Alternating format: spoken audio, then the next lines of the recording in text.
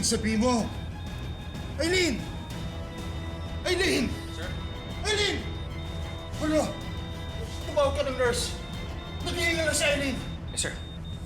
Nurse? Nurse! Alam na ni Don Eduardo ang lahat. Kailangan na natin umalis. Aileen! Aileen!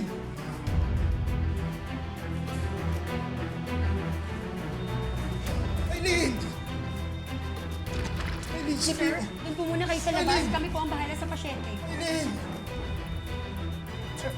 Mayor, Doc? Code blue po, Doc! Doc! Code blue!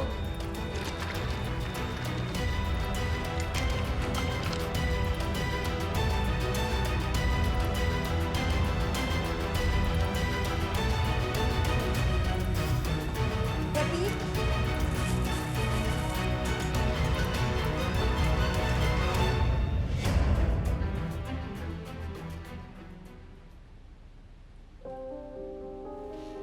Salamat, Rambo.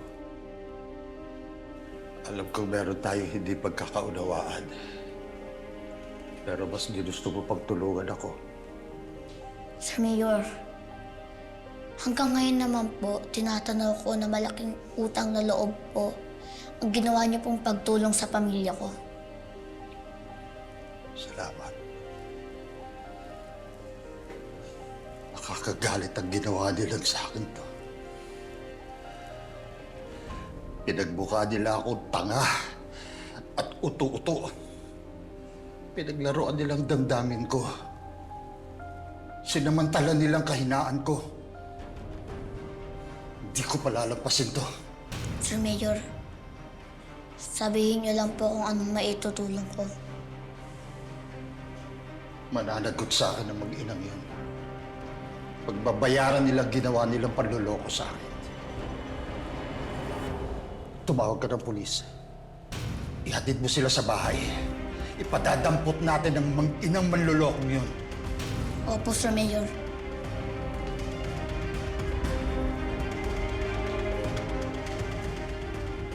Sir?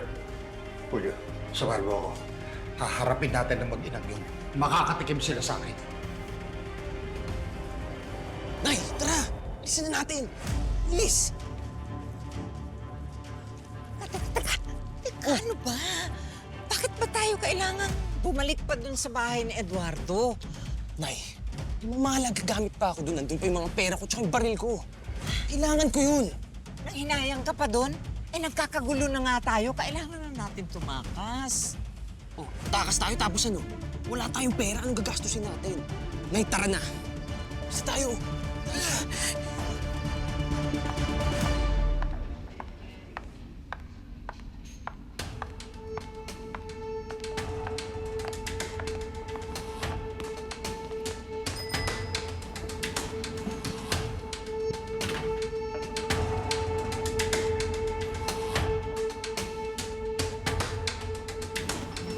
Boy, tinawagan ko na pala yung van sa barangay. Papunta na raw sila dito. Sige, boy. Doon na tayo sa baba maghintay. Wait, Ay, go! go. Rambo, anong ginagawa mo dito? Wala po. Kayo po, anong ginagawa niyo dito? Kasi merong nangihingi ng financial assistance, kaya napasugod kami ni Rigor dito. Ikaw, may nangyari ba sa'yo? Wala po, Gob. Sasabihin po ako sa inyo, Gob, na bago niyo pa po marinig sa iba. Ano yan? Ano ba yun, Rambo? Para namang alarming yung sasabihin mo. Oo nga. Gob, nakasama ko po kasi kanina si Sir Mayor. Nakausap na po ni Sir Mayor ang dating yaya ng apo niya, si Aileen. At ngayon alam na po ni Sir Mayor na peki si Oliver. Hindi siya ang totoong apo. Heavens. Niloko si Eduardo? Mas po ko, pinasakay lang po nila si Sir Eduardo. Ayun, ito si Oliver naman, buhay mayaman. Peke naman pala yung DNA test result nila ni Sir Eduardo. Sobra naman sila. Bakit ginawa yun? Oo nga. Sabi po ni Eileen may nag-utos daw po sa kanila. Nalokohan si Sir Mayor.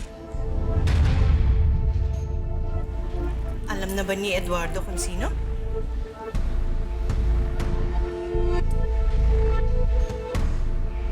Hindi na po nasabi ni Eileen ko. Kasi nalagutan na po siya ng hininga.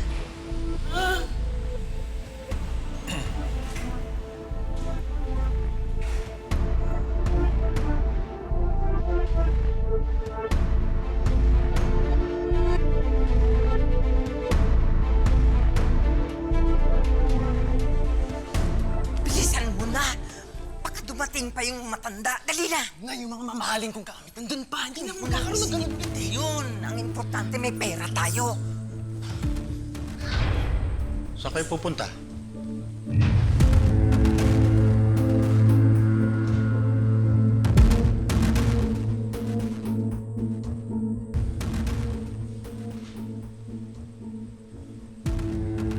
Bakit may maleta kayong dala?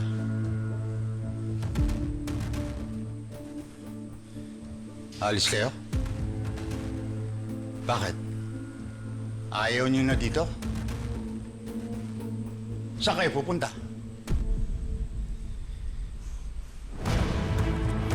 Walang aalis sa bahay na to.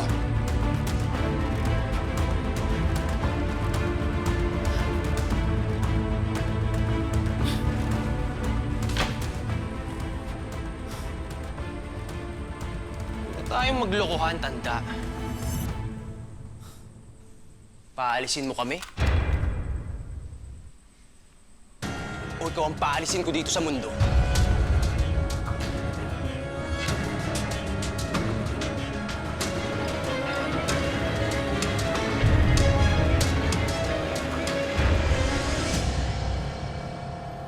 Sir, kailangan po ng tulong ni Sir Mayor Malaki. May mga manloloko pong pumasok sa bahay niya. Kap, mga kailan nangyari to? Ngayon lang. Ganun ba? Sige, gagawa natin ng police report. Sir, pwede po bang pakibilisan? Kasi baka makatakas po yung mga manloloko sa bahay niya.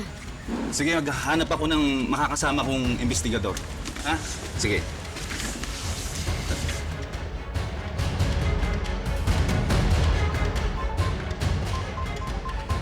Bang boy.